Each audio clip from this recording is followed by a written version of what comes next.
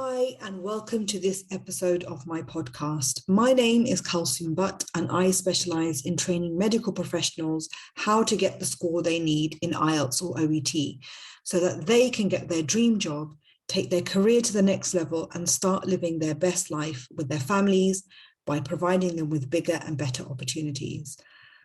Before I start with the main topic for this week's episode, I just want to make sure you are aware of how you can use this podcast to your maximum advantage. This is no ordinary podcast. You can use this podcast by number one, simply listening to the podcast to get some advice that will help you in your IELTS or OET preparation.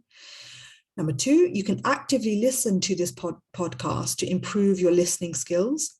I tried to keep it short. I know you guys are very busy people, but you can use it for focused listening practice. So you can use the show notes, which is a complete transcript of each episode.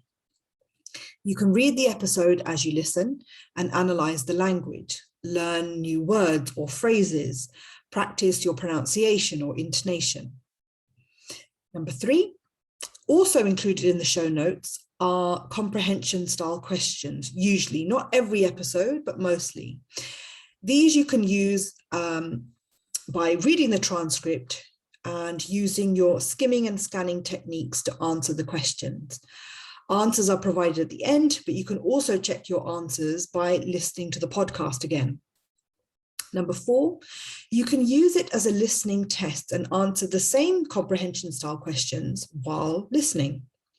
And number five, I also include a brief analysis of some of the words or phrases that I've used in the podcast, which you can learn. It's up to you how you would like to use this tool. Please remember to share and subscribe. And make sure, with other colleagues, perhaps, so that they can benefit from this podcast too. I've also, in the show notes, left my email address for you to contact me and a link to my LinkedIn account where I'm normally helping my students, and you can follow my work there.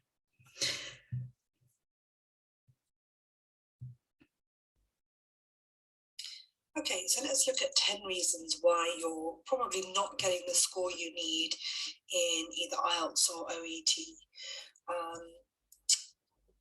As an IELTS or OET student, are you making any of these mistakes? So I'm going to go through these 10 mistakes and I want you to think, is this you? Are you making one of these mistakes? So try to be really honest with yourself. And see if you can identify any of these mistakes in your preparation or in the way you are thinking. And is it something that could be stopping you? So I talk a lot about the students that have passed with me over the years, but what about the students that fail to get the score that they need? What are they doing wrong? It's just as important to look at what works and what helps you get the score that you need. It's just as important to look at that as it is to look at the things that don't work, that will stop you from getting the scores that you need, that are the wrong things. So I've worked with many medical students over the years, and I've narrowed it down to these main reasons. So let's see if any of these mistakes, that you're making any of these mistakes. So the first one is overconfidence. It's harsh, but it's true.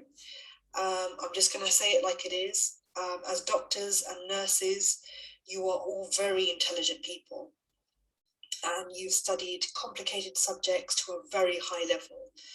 And this can mean that you tend to overcomplicate simple things and you make the test much harder than it needs to be. You tend to overthink things like grammar structures, vocabulary. You try to use overcomplicated vocabulary and structures. And this has a huge impact on your scores. So there has to be a balance. You need to be confident in your abilities. You need to have confidence in yourself, but you need to realize that you have to put the hard work in in order to get the score you need. So let me give you a quick example. Students who take OET, especially doctors, they might write referral letters or discharge letters every single day, and they have done for years, and it works absolutely fine, and the letter is brilliant. It gets the point across. It's absolutely fine, no problems at all. But then when it comes to the OET test and the writing test, some of students tend to think, well, I already know how to write these letters. I don't need to practice. I already know. I do it every day for my work. I don't need to practice. And that's wrong. That's a sign that you're overconfident. What you don't realize is that you have to write the letter according to OET, according to the marking criteria. And that's what's going to help you pass your writing, not the way you do it at work. So there is an element of confidence that needs to be there, but there also has to be an element where, okay, you don't know how to get the score that you need for OET writing, so therefore there's hard work that needs to be put in there, and to change what you do in order to get the score that you need. So there has to be confidence there, but not overconfidence. Overconfidence will stop you getting the score that you need. Okay, no implementation. So it's kind of linked to point one. Some of you feel that just by watching a few lessons online or joining a course or listening or reading to a few things here and there will help you get the score you need. That, somehow you will absorb all that information into your brain without you having to do any extra work, so that on test day, you think you should be able to get the score you need. And I see this a lot. Oh no, I listen to English every single day, I read every day, but are you implementing what you learn? They say, students say, I've listened to watched all these YouTube videos, and that's brilliant, but how much are you implementing? How much are you actually learning? So you must use what you learn in your practice and make sure that you use the knowledge you have learned correctly. So for example, if you've learned some new words, make sure you use them correctly and appropriately in your writing or your speaking practice. So it's one thing learning it, you have to then practice it and make sure that you're practicing it properly, correctly, and appropriately. Bad time management. I understand that you are all really busy people. You work long shifts, you have family commitments, and it seems like, it's an impossible task to make time to prepare for the test. So you just do whatever preparation whenever you can, with no real plan, no real focus. Then you go for the test and you don't get the score that you need. So this is one of the first things when a student comes to me, when they join my membership or they join my course. The first thing I get my students to do is to plan their time. You must plan your time. You must have some kind of control over your time, otherwise it will have control over you. You must find pockets of time to study throughout your week, and you can find pockets of time to study, even if it's just 5-10 minutes. And this is what I show my students, how to do that, how to structure their week so that they have these pockets of time in every single day of their week, no matter how busy they get, to have 5-10 minutes of study every single day, or sometimes more if they really plan well. And then I get them to plan exactly what they're going to do and what they're going to focus on in those pockets of time every single day. And that's how you manage your time. And it's the famous saying, if you fail to plan, you plan to fail. It's as simple as that. The students that plan, work out what they need to focus on and when they're going to focus on it and practice it during their week, they are the ones that do well and get the score that they need. listening to bad advice and looking for shortcuts, the shortcut way of doing something. It's never going to get you the score that you need. There's lots of bad advice out there. By out there, I mean on the internet. Like, for example, one that I see all the time is learning lists of vocabulary that you must use in the test, whether that's IELTS or for OET. Memorizing templates. So for IELTS, memorizing essays and essay structures. For OET, memorizing letters, complete letters. All this does is distract you from what you should be doing. It's distracting you from doing the real work. That's not going to get you the score that you need. You are just completely wasting your time. So the first thing you need to understand and to acknowledge is that not all advice is good advice, and you need to be able to differentiate between the good advice from the bad advice. And you need to check the advice you see online against the official website. So the OET official website, the IELTS official website, so the British Council, IDP, these are the people that own the tests. And you need to match the information to what they are telling you. That's how you'll know that's the advice that you've seen is correct or not. Look at the marking criteria, and that's the key really. To the test. And again, this is something I teach in my course. There's a whole module for the IELTS and the OET course on just the marking criteria for the speaking and for the writing test. And the marking criteria is all you need to focus on. That's what the examiner is looking at when they are marking your test paper. So that's all you need to worry about. If you hear or read something or somebody tells you something that is not on that marking criteria or is not on the official website, then you just ignore that advice.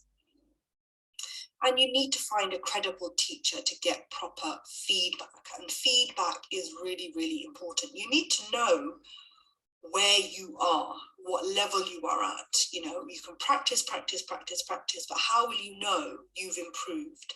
Especially when it comes to the speaking and the writing, you need someone to assess you. And this is really, really important. Just doing exam questions. So the next 2 points are linked. So just focusing on practicing exam questions. So the problem with this is that by doing this alone, so only doing this, will not help you to improve, especially if you've been unable to get the score that you need previously. So you've taken the test a few times. If that's the case, then there are some underlying problems you need to deal with in order for you to improve. So if you've done the test again and again and again and you're just not getting the score that you need, it means that there are some underlying issues that you're not looking at, you're not focusing on the actual problem. Practicing test questions, that of course is very important, but it's not, if it's the only thing you do, then it's not going to help you to improve. So you need to balance this with skill practice, improving your vocabulary, your grammar, your pronunciation. So by skill practice, I mean your listening skills, your writing skills, your reading skills, your speaking skills, your fluency, your pronunciation, all those kinds of things. So there has to be a balance between exam question practice and this skill practice. So that leads me on to the next point, which is skills practice. So your reading, your listening skills, your speaking skills, your writing skills, vocabulary, improving your vocabulary the right way, not just learning lists, improving your grammar, your pronunciation. And again, likewise, just focusing on these skills alone will not help you. There needs to be a balance, like I said, between the exam practice and the skills practice. So you need to spend time practicing these skills, increasing your vocabulary and and your pronunciation and so on. And really what you need to do is identify your weak areas and focus on improving them. So if you are consistently not getting the score for reading, you need to identify where you're going wrong. Look at the transcript, and this is the same for the listening. Go to the transcript and analyze the questions you've got wrong. Why have you made that mistake? What did you miss? What are you not understanding? Are you making the same mistakes again and again and again?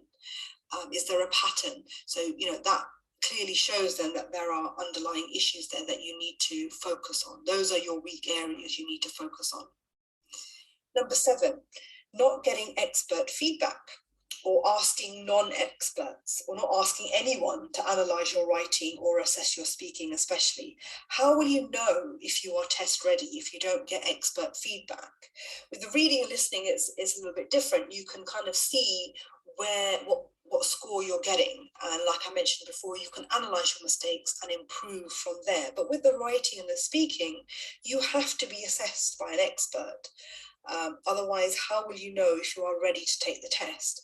How will you know what you need to improve on and how to improve it unless you ask an expert? So you have to get an experienced teacher to analyze your level, and a good teacher will identify the areas you need to improve on and actually show you what you need to do to improve on those things. Number 8, not listening to expert feedback. So some students actually do go to the expert and get the feedback, but then they just completely ignore what they've been told. They completely ignore the feedback that they're given. Some students get the expert advice and totally ignore it. Yeah, so all I can say to you is, good luck to you. If you're not going to listen to the advice, then you really don't stand a chance. So if you want to improve, you must identify what you are doing wrong and improve those areas, and only an expert can tell you that. Otherwise you'll keep making the same mistakes again and again and again, and that's the last thing you want to do. You don't want to waste your time, and you definitely don't want to waste your hard-earned money. So this next one, number 9, is quite a big one. Booking your test before you are ready, or keep taking the test again and again. Trying to play the numbers game, thinking the more you take the test, the more likely you are to pass. And all you're really doing is wasting your time, your money. You are just making yourself more and more frustrated. And at the end of the day, all it does is just completely demotivates you. And I see this happening so much. Students who have taken the test multiple times, 7, 8, 9 times. And there's just no point booking the test before you are ready. Like I said, you're just wasting your time, increasing your frustration, wasting your money. And it just makes you feel completely demotivated, like you can't do it, like it's impossible. Like the test is a fraud. I hear that a lot as well. IELTS is a fraud. OET is a fraud. It's a money-making machine. And really it comes down to is that you are just not ready to take the test. So what you need to do, like I mentioned before, is get expert advice. Find out what you need to focus on, what you need to improve, and how you need to improve it. Actually implement that advice. Check your level again. So have you actually improved? Getting feedback again once more. If you are getting the score you need in a mock test, and that expert that you go to is happy with what you are doing, the level you are at, then book your test. And keep practicing until your test date as well. Don't just give up. Keep practicing. A lot of students, they do a mock test 2 months before they book their test, and they just stop practicing for those 2 months up until the test. You need to keep practicing. You need to keep polishing those skills and making sure you're maintaining that level, because you forget things if you leave it for that long. And number 10, nerves. It's understandable. There is a lot of pressure to pass, to get your dream job, to take your career to the next level and provide bigger and better opportunities for your family. It can also be peer pressure as well, and other colleagues who have already passed, and you're thinking, oh, why can't I pass? The pressure can be overwhelming, and I've seen so many competent students who could pass the IELTS or the OET. They could pass it in their sleep, but on the test day, nerves got the better of them and it all fell apart. So you must be confident in your abilities, but not overconfident. As long as you've done the work, and you've avoided the mistakes that I've mentioned, you've improved, you've followed advice, you'll be fine. You must believe in yourself. So, as long as you've prepared, you've improved your weak areas, you've got that expert advice, you're getting the score you need in the mock tests, and you're practicing, you'll be absolutely fine. So, believe in yourself and be confident. There will always be an element of nerves on test day. That's understandable. There's not going to be anything you can do about that. But, as long as you have prepared and done everything you possibly can, that should give you confidence on test day as well.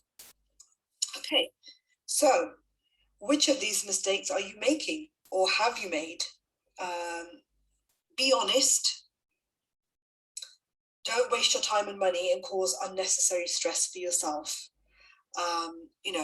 Analyze your past test results. Go back over your tests that you have done and analyze them. What areas of the test are you not confident with? Are there certain parts of the test that you consistently score low on? Have a look at those answers. Why are you making the mistakes? Are you making the same mistakes? Is there a pattern to your mistakes? I try to identify your weak areas yourself and be honest with yourself as well. Really think about what areas of the test you don't feel confident when you're doing them. So, for example, if the speaking test is something that really makes you feel nervous and you have problems with the fluency, that you keep pausing unnaturally and there's long unnatural pauses when you speak, that's something that you need to work on. Try recording yourself and listening back. Record yourself on your phone and listen back to yourself answering an IELTS question or an OET question. How do you sound? Are you confident? Where are you making the mistakes? Are you making long pauses? Analyze yourself and pick up how you're feeling. Are you feeling confident when you're doing this? Or, and analyze why. Always analyze yourself and think, why? Why am I making the mistake? Why am I feeling like this? And, you need to work on those areas because those are the areas that are stopping you from getting the score that you need. So don't waste your time and money. And like I said, causing extra stress for yourself and make achieving your dream harder than it needs to be. I really hope you enjoyed this video. If you have any questions, you can always just drop me a DM here, or you can just email me at englishwithitutor@gmail.com.